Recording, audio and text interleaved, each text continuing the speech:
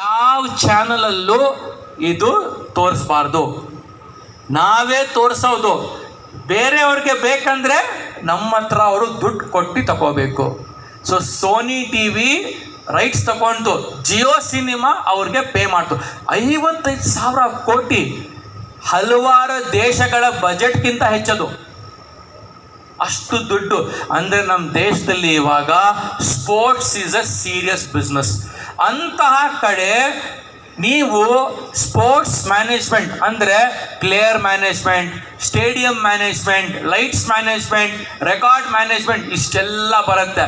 BBA sports management ಮಾಡಿಕೊಂಡ್ರೆ IPL match ಫ್ರೀಯಲ್ಲಿ ನೋಡ್ಬೋದು, Indian cricket team ಜೊತೆ ಫ್ರೀಯಲ್ಲಿ ಓಡಾಡ್ಬೋದು. ಯಾಕೆಂದರೆ ಅಲ್ಲಿ ಕೆಲಸ ಇರುತ್ತೆ. ಅರ್ಥ ಆಯ್ತಾ? ಸೊ ಹುಡುಗರಿಗೆ ತುಂಬ ಇಷ್ಟ, ನಾನು ಕ್ರಿಕೆಟರ್ ಆಗ್ತೀನಿ, ವಾಲಿಬಾಲ್ ಆಡ್ತೀನಿ, ಇದಾಡ್ತೀನಿ. ಹುಡುಗಿಗೂ ಕೂಡ